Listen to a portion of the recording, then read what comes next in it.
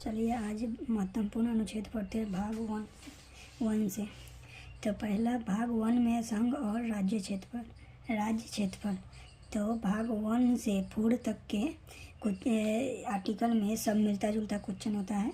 तो आर्टिकल 1 में क्या दिया गया है कि भारत और राज्यों का संघ है। भारत क्या है? राज्यों का संघ है। तो हम लोग भारत राज्यों का कैसे संघ है? तो कितना 28 राज्य मिल के एक देश को बनाया है, इसीलिए भारत क्या है? राज्यों का संघ है। राज्य मिलकर देश को बनाया है। दूसरा क्वेश्चन है, दूसरा आर्टिकल में दिया गया यदि राज्य को भारत में मिला सकती है। तो आर्टिकल 2 में क्या दिया गया है कि हम लोग है ना, हमारा संविधान बोलता है आर्टिकल 2 कि कोई भी विदेशी राज्य है उसको हम अपने में मिला सकते हैं। आर्टिकल 3 बोलता है कि नए राज्यों का निर्माण। तो आर्टिकल 3 में नए राज्यों का निर्माण करेंगे, सीमा परिवर्तन कर देंगे और नाम परिवर्तन कर, जैसे कि यूपी में कितना जिलों का नाम परिवर्तन हुआ है इसी में आर्टिकल 3 में आता है। राज्यों का सीमा परिवर्तन भी किया जा सकता है और नया राज्य भी बनाया जा सकता है। तो वो भाग 3 में आएगा।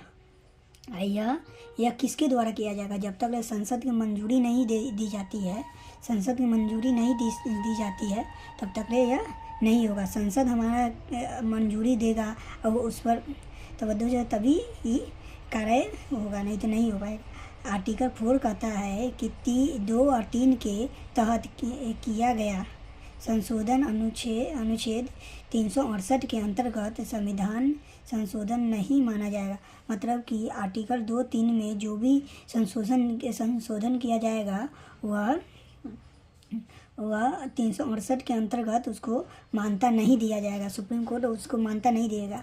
जैसे कि हम यहाँ पे दिया गया भारत का संघ नहीं, हम बोले भारत का संघ नहीं, इसको हटा देना चाहिए था। सुप्रीम कोर्ट उसको काट देगा। चाहे विदेशी राज्यों को नहीं मिलाना है तो सुप्रीम कोर्ट इसको नहीं मानेगा, उस नियम को हटा दिया जाएगा।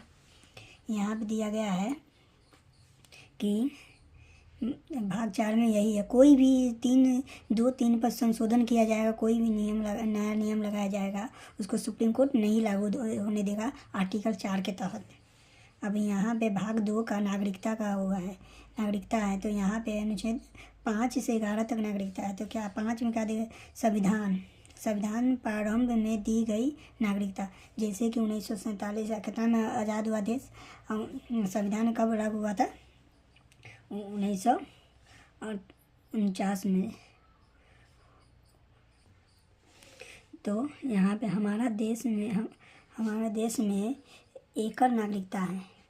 कौन नागरिकता है? हमारे देश में एकल नागरिकता है, मतलब कि द्वि नागरिकता नहीं है, 2 को शासन नहीं करता। जैसे कि क्या नाम है, यहाँ पे हुआ था अमेरिका में शायद द्वि नागरिकता चलता है, वैसे नहीं है। हमारे देश में एकल नागरिकता है। यह कहाँ से लिया गया है? ब्रिटेन से लिया गया है। एकल नागरिकता, यह बहुत बार क्वेश्चन आता है। एकल नागरिकता यह ब्रिटेन से लिया गया है। नोट्स इसमें क्या है? अमेरिका में दोहरी नागरिकता है, यहाँ पे दिया है। अमेरिका में क्या है? दोहरी नागरिकता है।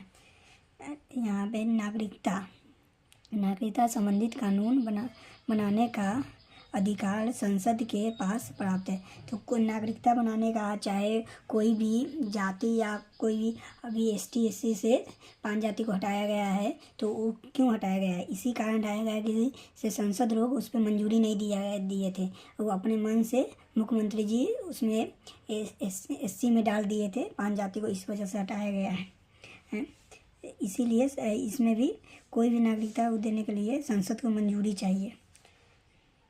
यहाँ पे नागरिकता संबंधित कानून पहली बार कानून माना किस नागरिकता अधिकार अधिनियम 1955 के तहत। कब माना गया? 1955 के तहत माना गया था। पहली कानून कब आया? 1955 में। याद रखने वाली क्वेश्चन है, इससे आंसर आएगा। यहाँ पे दिया गया है कि नागरिकता संबंधित पंजीकरण गृह मंत्रालय में। तो नागरिकता संबंधित पंजीकरण गृह मंत्रालय में कहते हैं। यहाँ पे क्या दिया गया है? आर्टिकल 6 में क्या कहता है कि पाकिस्तान से भारत में आए लोग का नागरिकता किंतु यदि वह संविधान बनने के बाद आएंगे तो नागरिकता नहीं मिलेगी। जैसे कि 1947 में कुछ लोग नहीं, बहुत लोग चले गए थे पाकिस्तान, कितने लोग पाकिस्तान से भारत आ गए थे। तो वहाँ पे जो पाकिस्तान से संविधान बनने से पहले आ गए थे तो उस समय ले उनको नागरिकता मिल जाएगी। लेकिन संविधान बन चुका है, उसके बाद आए होंगे तो उनको नागरिकता नहीं दिया जाएगा। हमारा आर्टिकल 6 कहता है, आर्टिकल 6 के सिंपल सी जो भी आया था 5 में एकल नागरिकता कानून बनाना, ये सब है। 6 में है कि हम बाहर पाकिस्तान चले गए हैं, संविधान बनने से पहले आ गए तो हमको नागरिकता मिल गया, नहीं तो नहीं मिला। 6 में, आर्टिकल 6 में बोला गया। 7 में है कि स्वतंत्रता के बाद भारत से पाकिस्तान चले गए ऐसे व्यक्ति जो संविधान बनने से पहले लौट आए तो उन्हें नागरिकता दी जाएगी। तो नागरिकता दी जाएगी, सॉरी दिखाई नहीं दिया, हम फिर से पढ़ देते हैं। यहाँ पे दिया, स्वतंत्रता के बाद भारत से पाकिस्तान चले गए ऐसे व्यक्ति जो संविधान बनने से पहले वो लौट के आ गए थे। जैसे कि कुछ हिंदू भी थे जो बहकावे में चले गए थे पाकिस्तान, लेकिन उनको पता चला कि जब हमको यहाँ पे सही से वो नहीं हो सकता है, क्या कहते हैं, पालन पोषण जो भी है, हम लोगों को भाषा में पालन पोषण चाहे घर रोजगार नहीं मिल सकता है, तो वह सोचे कि हम आ तो गए हैं लेकिन फिर से चले जाते हैं। तो वो उसी समय फिर से भारत आ गए, तो उनको क्या कहते हैं, नागरिकता तो मिल गई, फिर से आ गए। तो लेकिन संविधान बनने के बाद जो आए उनको नागरिकता नहीं दिया गया।